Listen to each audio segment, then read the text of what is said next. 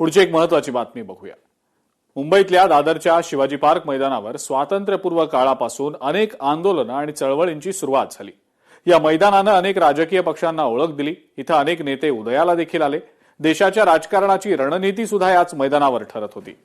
देशाच्या राजकारणामध्ये धर्मेंद्र प्रधान यांच्या राजीनाम्यानं नव्या क्रांतीची मुहूर्तमेढ रोवली गेलेली आहे।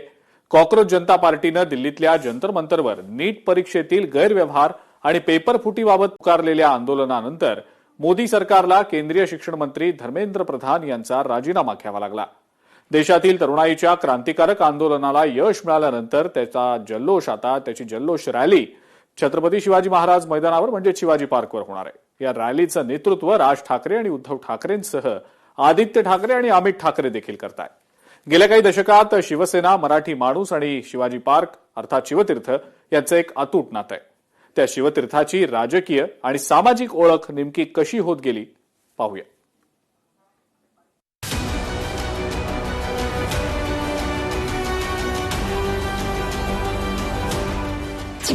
राजकीय सांस्कृतिक इतिहासाचा साक्षीदार।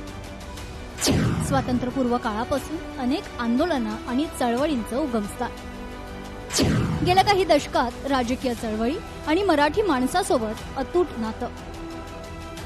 दादर म्हणजेच मध्य मुंबई परिसरात वसलेलं छत्रपती शिवाजी महाराज पार्क हे केवळ एक खेळाचं मैदान किंवा एक भूखंड नसून महाराष्ट्राच्या आणि पर्यायानं भारताच्या सामाजिक, राजकीय आणि सांस्कृतिक इतिहासाचं जिवंत व्यासपीठ आहे। स्वातंत्र्यपूर्व काळातील राष्ट्रीय आंदोलनांपासून ते संयुक्त महाराष्ट्र लढा, कामगार चळवळी आणि आधुनिक राजकीय सत्ताकारणाची रूपरेषा ठरवण्यापर्यंत या मैदानानं अत्यंत महत्त्वपूर्ण भूमिका बजावली आहे। या मैदानावर उमटलेल्या घोषणांनी अनेक सरकारं हादरवली, अनेक नवे राजकीय पक्ष आणि नेते जन्माला घातले आणि देशाच्या राजकारणाला नवी दिशा दिली। दादर मुंबई 28 हा पत्ता आज मुंबईचं स्टेटस सिम्बॉल आहे। या पत्त्यातला 28 आकड्यामधील आणखी एक गंमत म्हणजे 28 एकरांवर वसलेलं दादरचं छत्रपती शिवाजी महाराज पार्क। मुळात या मैदानाचं मूळ नाव माहीम पार्क असं होतं। छत्रपती शिवाजी महाराजांच्या 300व्या जयंतीचं औचित्य साधून दिवंगत प्रबोधनकार ठाकरे यांनी माहीम पार्कचं नाव बदलून शिवाजी पार्क ठेवावं असं सुचवलं होतं।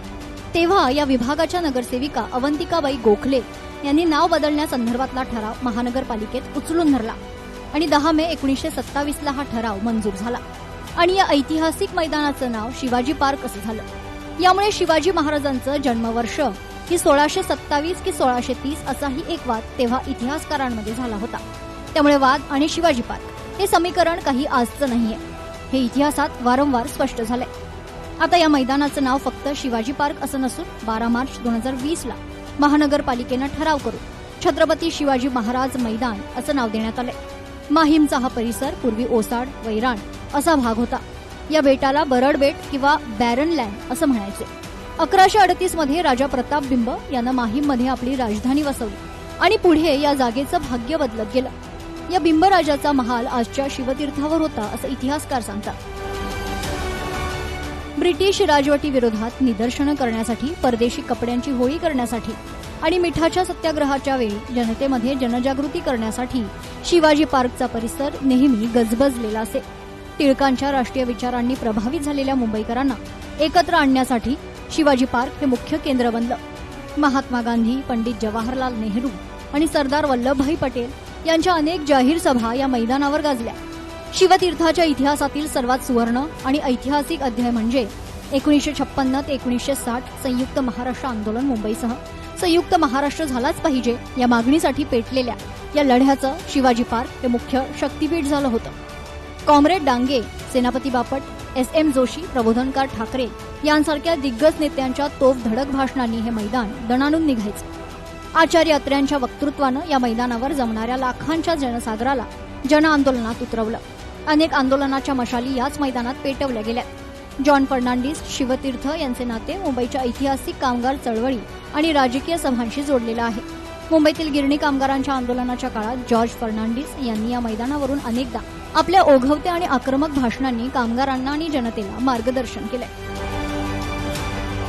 छत्रपती शिवाजी मैदान आणि शिवसेना यांचं नातं अविभाज्य आहे। या मैदानानं एक नवीन प्रादेशिक पक्षाचा जन्म पाहिला आणि त्याला राज्याच्या सत्तेपर्यंत पोहोचवलं। 19 जून 1966 ला हिंदू हृदय सम्राट बाळासाहेब ठाकरे यांनी शिवसेनेची स्थापना केली. त्यानंतर 30 ऑक्टोबर 1966 ला शिवाजी पार्कवर शिवसेनेची पहिली जाहीर सभा पार पडली. या पहिल्याच सभेत जमलेल्या तुफान गर्दीनं महाराष्ट्राच्या राजकारणात एका नव्या वादळाची नांदी दिली. गेल्या 5-6 दशकांपासून शिवाजी पार्कवरील शिवसेनेचा दसरा मेळावा ही महाराष्ट्राच्या राजकारणातील अत्यंत महत्वाची घटना मानली जाते. 2006 मध्ये राज ठाकरे यांनी शिवसेनेतून बाहेर पडल्यानंतर आपल्या महाराष्ट्र नवनिर्माण सेनेची पहिली जाहीर सभा याच शिवाजी पार्कवर घेतली होती. भारतरत्न अटल बिहारी वाजपेयी, लालकृष्ण अडवाणी आणि भारतीय जनता पक्षाच्या अनेक राष्ट्रीय सभा या मैदानात पार पडल्या.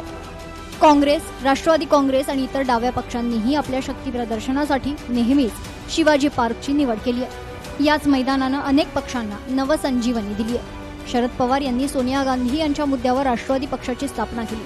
त्यावेळी त्यांनी याच मैदानावर सभा घेऊन आपलं राजकीय अस्तित्व दाखवून दिलं. शारदाश्रम, विद्या मंदिर आणि शिवाजी पार्क, जिमखाना यांसारख्या संस्थांमुळे हे मैदान जागतिक क्रिकेटचं केंद्र बनलंय. सचिन तेंडुलकर पासून ते रोहन गावस्कर पर्यंत अनेकांनी इथेच क्रिकेटचे धडे गिरवले. तर अन्य खेळातील खेळाडूंनी या ठिकाणी त्यांच्या सरावाचे धडे गिरवले. 2010 मध्ये मुंबई हायकोर्टानं शिवाजी पार्कचा परिसर सायलेंट झोन म्हणून जाहीर केलाय. त्यामुळे येथील राजकीय आणि सामाजिक कार्यक्रमांवर अनेक निर्बंध आले. छत्रपती शिवाजी महाराज मैदान हे केवळ मातीचं मैदान नाही, तर तो महाराष्ट्राचा जिवंत इतिहास आहे. या मैदानानं ब्रिटिशांविरुद्धचा लढा पाहिलाय, मुंबई महाराष्ट्राला मिळताना पाहिली आहे, मराठी माणसाच्या अस्मितेची चळवळ पाहिली आहे आणि देशाच्या राजकारणाला कलाटणी देणारे निर्णय पाहिले. अनेक नेते आले आणि गेले, पक्ष बनले, पक्ष फुटले, परंतु शिवाजी पार्कचं हे ऐतिहासिक मैदान आजही महाराष्ट्राच्या राजकीय, सामाजिक आणि सांस्कृतिक चेतनचे अमर प्रतीक म्हणून ताठ मानेनं उभे आहे. देशात तरुणाईच्या क्रांतीची ज्योत तरी जंतर मंतरवरील आंदोलनानं पेटली असली तरी त्याच्या विजयाचा जल्लोष याच छत्रपती शिवाजी महाराज मैदानावर होणार आहे. या मैदानावर कितीही निर्बंध आले तरी त्याचा राजकीय आणि सामाजिक चळवळीचा कणा आजही ताठ आहे. ज्ञानपीठ पुरस्कार विजेते कुसुमाग्रज यांच्या कणा या कवितेप्रमाणे मोडून पडला संसार तरी मोडला नाही कणा. पाठीवरती हात ठेवून तुम्ही फक्त लढ म्हणा, तुम्ही फक्त लढ म्हणा. ब्युरो रिपोर्ट, लोकशाही मराठी, मुंबई. लोकशाही मराठी ऐका, पहा, जागरूक रहा.